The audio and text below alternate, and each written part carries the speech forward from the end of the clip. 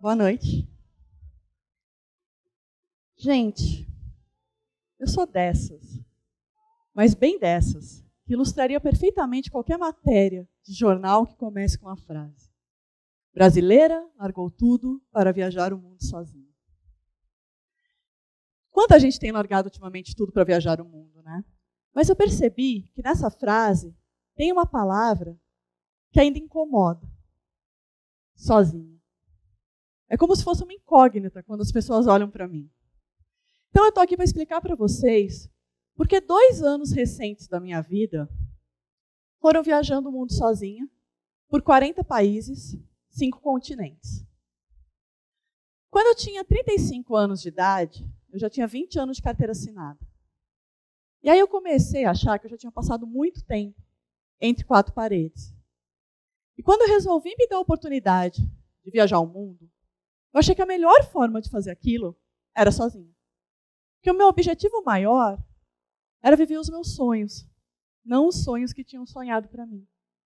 Era me livrar da pressão social.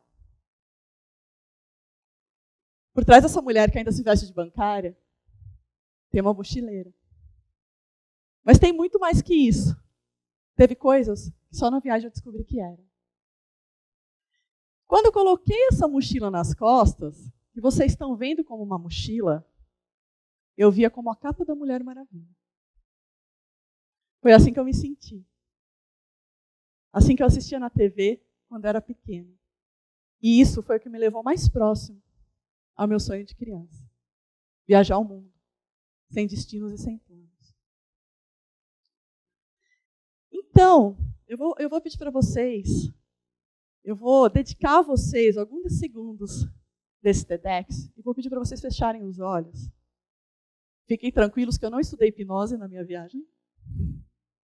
E que durante esses segundos, você pensem o que vocês queriam ser quando criança e ainda acreditavam em super-heróis.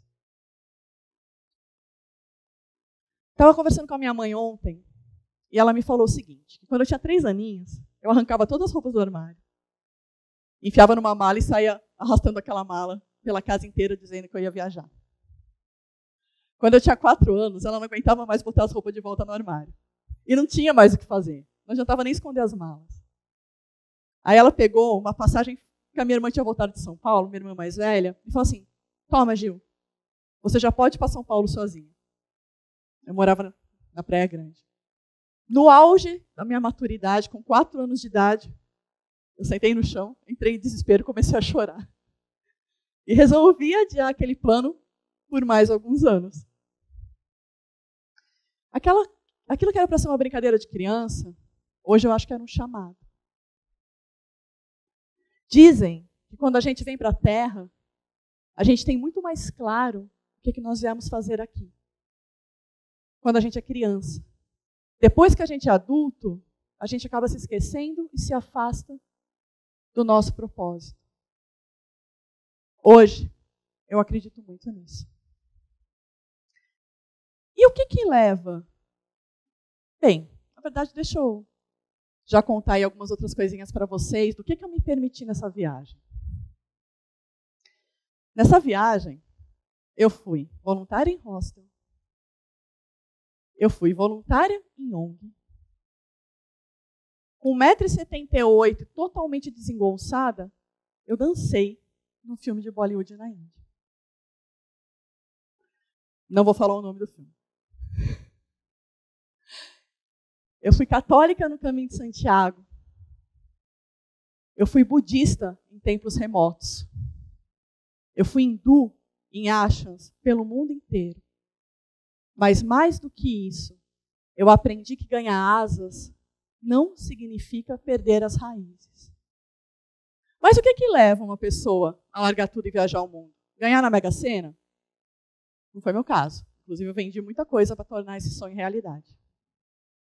A maioria das pessoas que eu conheci me fizeram lembrar daquele filme de Matrix. Chegaram no momento que não viam mais sentido na vida e, de repente, assim, apareceu na vida delas 2 pílulas. Uma era o novo, o outro era um antidepressivo. Talvez esse fosse o meu caminho. Não sei. Eu optei pelo novo. Dá medo? A gente dá medo. Vou mentir, não. Só que quem está disposto a isso, está disposto a enfrentar os medos, mas mais do que isso, está disposto a conhecer quais são os seus medos. Eu jamais enfrentaria os medos que eu enfrentei durante essa viagem dentro da minha zona de conforto. De ex-concursada. 17 anos de carreira. E um dos meus medos maiores era ir para a Índia. Todo mundo fala que a Índia é super perigoso para a mulher, né? Falei, gente, eu vou para a Índia sozinha. Não sei. Eu já ouvi também que o nosso maior medo é o nosso maior desejo. Hoje eu também acredito nisso. Eu acumulo 9 meses viajado pela Índia. E eu trago no meu braço, no meu punho, a palavra amor, tatuada em índio. E é engraçado que quando eu falo a quantidade de países que eu já fui, as pessoas falam assim, e por que você fala tanto da Índia? Não é bagunçada? Não é suja? Não é desorganizada? É. A Índia é tudo isso. Mas, quando eu cheguei na Índia, diante daquele caos, eu vi muita gente feliz. E eu resolvi ficar ali por um motivo. Para entender por que pessoas em situações tão adversas estavam sorrindo muito mais do que eu estava sorrindo ultimamente. E foi na Índia que eu entendi a frase que a gente mais reluta em entender na sociedade atual. Dinheiro não é felicidade. E além de quebrar os meus medos, a Índia me deu muito mais que isso. Hoje, eu levo mulheres para visitar o país, para se apaixonarem pela Índia como eu. Sábado é meu próximo voo para lá. E teve uma outra coisa que a Índia me ensinou. Aqui, no Ocidente, a gente é muito dualista. Ah, isso é bom, isso é ruim. Isso é feio, isso é bonito. Isso é começo, isso é o fim. Lá na Índia, tudo é ciclo. Para começar, que ele já tem logo de cara milhões de deuses, né? Milhares, mas tem 3 principais. Um constrói, o outro mantém. Shiva, esse da foto, destrói.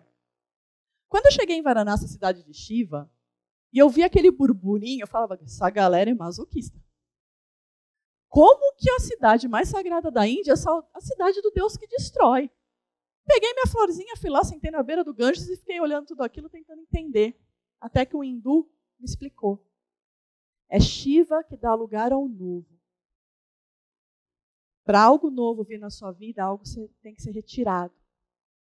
E ainda olhando para o Ganges, eu fiz um histórico de tudo que tinha passado pela minha vida, de todo o sofrimento à toa que eu tive, que o único motivo daquelas coisas saírem da minha vida era que coisas melhores iam entrar.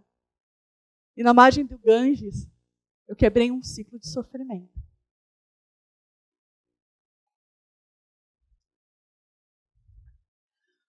Um dos meus objetivos nessa viagem era me desafiar em todos os sentidos. Essa foto foi no Nepal. Eu estava na beira de um lago um dia, peguei uma mochila, 6 peças de roupa e falei, eu vou lá para os Himalaias dar um rolê. Fui. Era para ser 3 dias, viraram 10. Eu saí daquela montanha me sentindo tão forte, tão feliz, que eu resolvi ver de perto nada mais, nada menos do que o Everest. Não estou falando em escalar, tá, gente, que ainda tem um pouquinho de noção. Mas tem um caminho que as pessoas normais podem chegar mais próximos dele, que chama Campo Base. E eu fui até o Campo Base do Everest, caminhando 10 dias. Sozinha? Também tenho noção. Não, contratei um guia.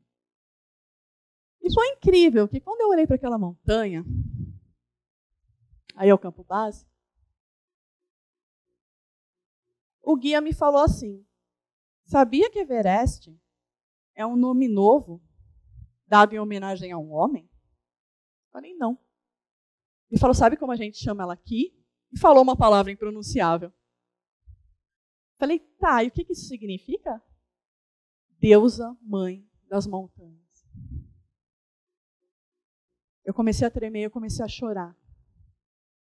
Porque foi ali que eu descobri que ele, na verdade, é ela.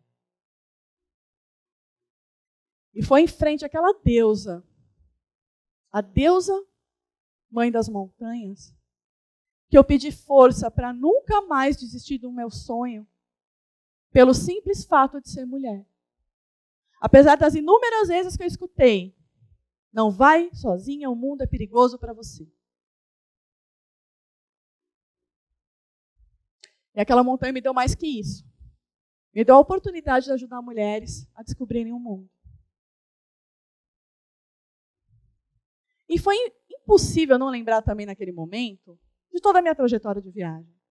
Isso inclui as mulheres que eu tinha encontrado no Himalaia, que carregavam cargas, fardos tão pesados, que me fizeram agradecer o quão leve era a minha vida.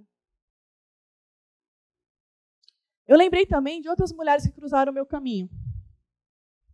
Uma mãe no Mianmar, uma mãe no Quênia, uma mãe na Índia.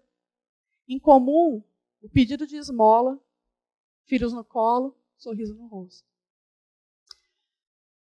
Uma das que mais veio forte foi essa. Eu conheci um dia que eu fui fazer um programa de índio. Só não era de índio porque era no Vietnã. Lá não tem índio. Mas eu peguei, coloquei um sapato e resolvi sair andando pelas montanhas novamente. Chuva, lama, neblina, não sabia o caminho. Eu olhei para ela, ela olhou para mim e ela veio. A gente não falava uma palavra em comum, um idioma em comum. E ela me ajudou. Quem via de longe, olhava e falava assim, essas mulheres não combinam. Só que eu e ela nos reconhecemos no primeiro momento. Mulheres que a chuva não é capaz de parar. Nem a tempestade detém os passos. E nisso, todas as mulheres têm esse ponto em comum. Ela carregava essa cesta, eu a minha mochila. Mas não demorou muito para eu perceber que a gente também carregava nas costas o peso do mundo. O peso de uma sociedade que cobra diferente, mas que cobra. Talvez por isso ela tenha 3 filhos e eu 3 formações universitárias. Eu cheguei a me perguntar, naquela reflexão, de qual era o sonho dessas mulheres, que, ao meu ver, tinham nascido em situações tão desprivilegiadas. E meu próprio pensamento me respondeu, será que desprivilegiada não é você que deixou de ver beleza na simplicidade? E eu vim aqui para contar para vocês a minha experiência de viajar o mundo sozinho, mas a essa altura, vocês já perceberam que a gente não viaja o mundo sozinho, por mais que a gente comece sozinho. O mundo é cheio de pessoas incríveis. Eles vão sorrir para você, vão te fazer sorrir. Vai ter um dia na sua vida que talvez seu único compromisso seja fazer alguém sorrir. Vão ser seus protetores, seus amigos, sua família, quem sabe um novo amor. E vai ter um dia que você vai olhar em volta e vai falar, gente, conheço ninguém. O que é isso aqui? Você vai estar longe com pessoas estranhas, mas você vai se sentir parte. Mas vai ter o dia de dar adeus. E quando você for dar tchau, um pedaço do seu coração vai ficar com eles. Só que coração é uma coisa estranha. Quanto mais pedaços a gente dá, maior ele fica. Hoje, eu tenho meu coração dividido em 90 países que eu chamo de casa. E eu vou compartilhar com vocês rapidinho minhas últimas lições. Algumas das que eu aprendi. Prepare-se para quebrar seus preconceitos e ter vergonha deles. Não é dinheiro que move um viajante. O que move um viajante é amor e desapego. Hoje eu posso ser tão feliz tomando champanhe no cassino de Monte Carlo, quanto eu posso ser feliz deitada numa estrada tomando água morna por 5 horas, torcendo para o ônibus passar. A cama mais confortável que eu dormi na minha vida foi essa na Tailândia, durante 10 dias numa esteira. A comida mais saborosa foi a que essas crianças me ensinaram a comer com a mão. O sorriso mais bonito que eu vi foi de um senhor sem dentes, que apareceu quando eu estava perdida no meio do caminho de Santiago. Ele apareceu no meio do nada, olhou para mim, me deu a direção e sorriu.